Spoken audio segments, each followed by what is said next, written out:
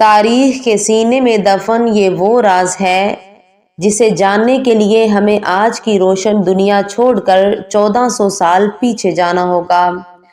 تصور کریں ایک ایسی زمین کا جہاں آسمان سے پانی نہیں بلکہ آگ برستی ہے، جہاں حد نگاہ تک صرف موت رقص کرتی ہے، اور جہاں زندگی کا تصور کرنا بھی دیوانگی سمجھا جاتا ہے۔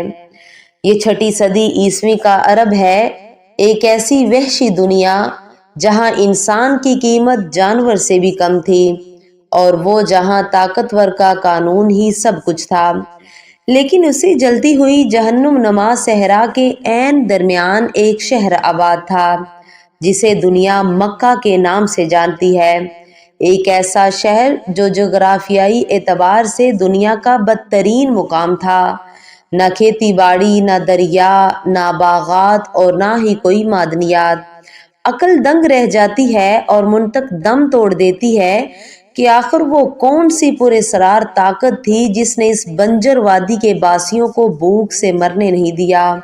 وہ کون سا غیبی نظام تھا جس نے انہیں اس وقت دنیا کا امیر ترین قبیلہ بنایا جب باقی عرب فاقوں سے مر رہا تھا؟ یہ محض کسی قبیلے کی کہانی نہیں، یہ اس رب کا وہ زندہ معجزہ ہے جس کا ذکر قرآن پاک کی ایک مختصر سی سورت سورہ قریش میں ہمیشہ کے لیے قید کر دیا گیا۔ آئیے تاریخ کی دھول ہٹا کر دیکھتے ہیں کہ ان 4 آیتوں کے پیچھے کون سا طوفان چھپا ہے۔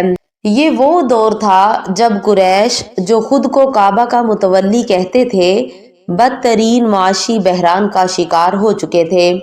حالات اتنے سنگین تھے کہ مکہ میں ایک خوفناک رسم نے جنم لیا جسے اعتفاد کہا جاتا تھا۔ جب قریش کا کوئی خاندان غریب ہو جاتا اور بھوک سے نڈھال ہو جاتا تو وہ کسی کے آگے ہاتھ پھیلانے کو اپنی توہین سمجھتے تھے، اس لیے وہ پورا خاندان خاموشی سے شہر چھوڑ کر صحرا کے کسی ویران کونے میں چلا جاتا، وہاں اپنا خیمہ لگاتا اور پھر ایک دوسرے کو دیکھ دیکھ کر بھوک اور پیاس سے تڑپ تڑپ کر موت کا انتظار کرتا۔ مکہ کی ریت ایسے کتنے ہی خاندانوں کا قبرستان بن چکی تھی، ان کی چیخیں صحرا کی ہواؤں میں گم ہو جاتی تھی۔ لوگ مایوس ہو چکے تھے اور انہیں لگ رہا تھا کہ اب کعبہ کے پاسبانوں کا نام و نشان مٹ جائے گا۔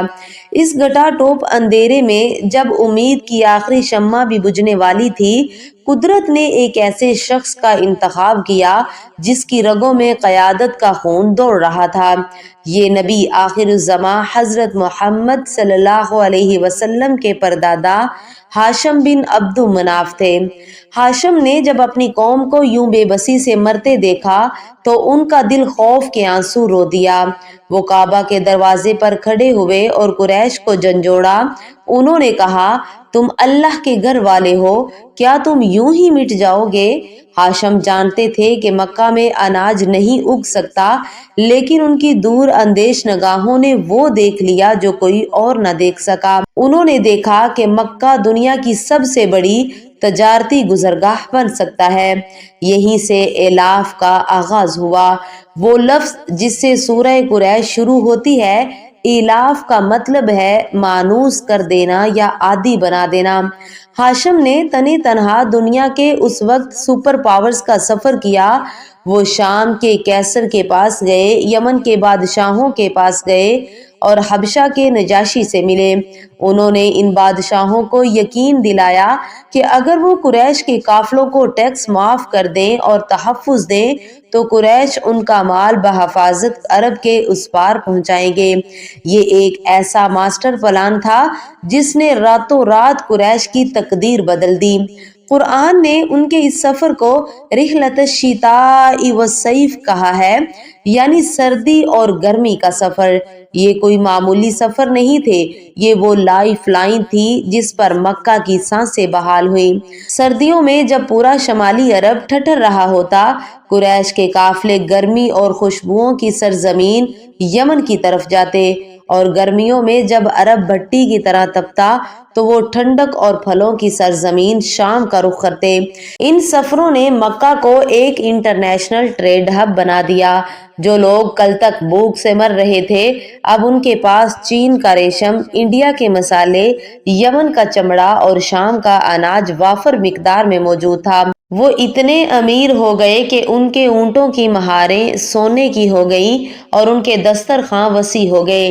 لیکن سوال یہ پیدا ہوتا ہے کہ جس راستے میں قدم قدم پر لٹیرے تھے وہاں قریش کا سونا کیسے محفوظ رہا؟ یہ اس کہانی کا سب سے حیران کن پہلو ہے۔ اس زمانے میں عرب کا صحرا ڈاکوؤں کی جنت تھا۔ بڑے سے بڑا شاہی قافلہ بھی لٹے بغیر نہیں گزر سکتا تھا، لیکن جب قریش کا قافلہ نکلتا تو ایک عجیب خاموشی چھا جاتی۔ خونخوار ڈاکو جو انسانوں کو گاجر مولی کی طرح کاٹ دیتے تھے قریش کے اونٹوں کو دیکھ کر اپنی تلواریں نیچے کر لیتے۔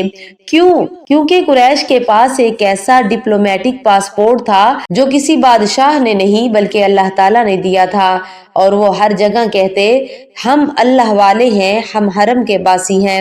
عرب کے جاہل بدو بھی کعبہ کی عزت کرتے تھے۔ انہیں ڈر تھا کہ اگر انہوں نے کعبہ کے خادموں کو ہاتھ لگایا تو کوئی آسمانی آفت انہیں تباہ کر دے گی، جیسا کہ اصحاب فیل کے ساتھ ہوا تھا۔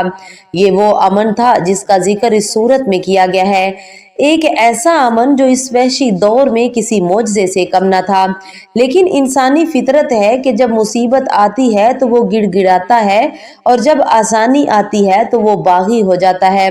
قریش کے ساتھ بھی یہی ہوا۔ جب دولت کے ریل پیل ہوئی تو وہ اس رب کو بھول گئے جس نے انہیں یہ سب دیا تھا۔ وہ سمجھنے لگے کہ یہ ان کی اپنی ذہانت، ان کی اپنی پلاننگ اور ان کے بتوں کا کمال ہے۔ انہوں نے کعبہ کے اندر 360 بت سجا دیے، اور جب نبی کریم صلی اللہ علیہ وسلم نے انہیں ایک اللہ کی طرف بلایا تو انہوں نے طعنہ دیا۔ انہوں نے کہا اے محمد اگر خدا سچا ہے تو ہمیں سزا کیوں نہیں دیکھا؟ دیکھو ہم کتنے خوشحال ہیں۔ ان کا یہ تکبر آسمان تک پہنچ گیا۔ تب اللہ تعالیٰ نے جبرائیل امین کو بھیجا اور یہ 4 مختصر آیتیں نازل فرمائی جو قیامت تک کے لیے ان کی حقیقت یاد دلاتی رہے گی۔ اللہ تعالیٰ نے فرمایا کیا تمہیں اپنی سردی اور گرمی کے سفروں کی عادت ہو گئی ہے؟ تو سنو تمہیں چاہیے کہ اس گھر کے رب کی عبادت کرو۔ اس سورت کی آخری آیت میں اللہ تعالیٰ نے انسانی وجود کی سب سے بڑی کمزوری اور ضرورت کو بیان کر دیا۔ الذی اطعمہم من جوع وآمنہم من خوف، وہ ذات جس نے انہیں بھوک میں کھانا دیا اور خوف سے امن دیا۔ غور کریں آج بھی دنیا کی تمام تر سیاست، تمام تر معیشت اور تمام تر جنگیں صرف ان 2 چیزوں کے گرد گھومتی ہیں، بھوک اور خوف۔ اللہ تعالیٰ قریش اور ہمیں سمجھا رہا ہے کہ دیکھو تمہارے پاس جو روٹی ہے وہ تمہاری محنت کا صلہ نہیں، وہ میرا رزق ہے، اور تمہارے سروں پر جو چھت ہے اور تم جو یہ بے خوف ہو کر سوتے ہو یہ تمہاری فوج یا پولیس کا کمال نہیں، یہ میری دی ہوئی امان ہے۔ اگر میں چاہوں تو تمہارے دسترخوانوں سے برکت اٹھا لوں اور تمہارے شہروں سے امن چھین لوں۔ قریش کے پاس یہ دونوں چیزیں کعبہ کے صدقے میں تھی۔ آج 1400 سال گزر جانے کے بعد اگر ہم اپنے گریبان میں جھانکیں تو کیا ہم بھی قریش نہیں بن چکے؟ ذرا اپنے ارد گرد دیکھیں، ہمارے فریج کھانوں سے بھرے پڑے ہیں، ہمارے پاس موسموں سے بچنے کے لیے عالی شان گھر ہیں، ہمارے پاس سفر کے لیے تیز رفتار گاڑیاں ہیں، ہمیں بھی ایلاف ہو چکا ہے، ہم نعمتوں کے اتنے عادی ہو چکے ہیں کہ ہمیں لگتا ہے یہ ہمارا پیدائشی حق ہے۔ ہم صبح اٹھ کر موبائل تو دیکھتے ہیں، لیکن کیا ہم اس رب کا شکر ادا کرتے ہیں جس نے رات کو ہماری حفاظت کی؟ ہم گرم روٹی کھاتے ہیں، اس میں نقص تو نکالتے ہیں، لیکن کیا ہم نے کبھی یہ سوچا کہ غزہ، شام یا افریقہ کے ان بچوں کا کیا حال ہے جو مٹی کھا کر پیٹ بھر رہے ہیں؟ سورہ قریش آج ہم سے مخاطب ہے۔ یہ ہمیں خبردار کر رہی ہے کہ نعمتوں کا عادی ہونا بری بات نہیں، لیکن نعمت دینے والے کو بھول جانا تباہی کا راستہ ہے۔ یہ سورت ہمیں ایک بہت بڑا روحانی سبق دیتی ہے۔ یہ ہمیں بتاتی ہے کہ دنیاوی ابتدائی اسباب اختیار کرنا سنت ہے، جیسے ہاشم نے تجارت اختیار کی تھی، لیکن ان اسباب پر بھروسہ کر لینا شرک ہے۔ رزق تجارت سے نہیں رب کی مرضی سے آتا ہے، حفاظت گارڈ سے نہیں رب کے حکم سے ہوتی ہے۔ جب ہم یہ سمجھ لیتے ہیں کہ ہم اس گھر کے رب کے محتاج ہیں تو ہماری زندگی سے ٹینشن اور ڈپریشن ختم ہو جاتا ہے۔ ہمیں پتہ چل جاتا ہے کہ جس رب نے قریش کو بنجر صحرا میں کھلایا تھا وہ ہمیں آج کے دور میں بھی تنہا نہیں چھوڑے گا۔ شرط صرف یہ ہے کہ ہم اس کی بندگی کا حق ادا کریں، صرف رسمیں ادا نہ کریں بلکہ دل سے اس کے آگے جھکیں۔ اس ویڈیو کے اختتام پر میں چاہتی ہوں کہ آپ ایک لمحے کے لیے آنکھیں بند کریں اور اپنی زندگی کی ان تمام نعمتوں کا تصور کریں جو بنا مانگے آپ کو ملی ہیں، وہ سانس جو آپ لے رہے ہیں، وہ آنکھیں جن سے آپ یہ تحریر پڑھ رہے ہیں، اور وہ امن جس میں آپ بیٹھے ہیں۔ یاد رکھیں قریش کا عروج تب تک تھا جب تک وہ کعبہ کے خادم رہے، جب وہ مالک بن بیٹھے تو تاریخ کے کوڑے دان میں پھینک دیے گئے۔ ہم بھی اس زمین پر اللہ کے مہمان ہیں، آئیے آج ہی ابھی اسی وقت اپنے رب سے اپنے تکبر کی معافی مانگیں اور شکر ادا کریں کہ اس نے ہمیں بھوک اور خوف کی آزمائش میں نہیں ڈالا۔ اے کعبہ کے رب، جس طرح تو نے قریش کو امن دیا، ہمارے گھر کو، ہمارے ملکوں کو اور ہمارے دلوں کو امن کا گہوارہ بنا دے۔ ہمیں ان لوگوں میں شامل فرما جو نعمت پا کر تیرا شکر ادا کرتے ہیں، نہ کہ ان لوگوں میں جو سرکشی کرتے ہیں۔ آمین یا رب العالمین۔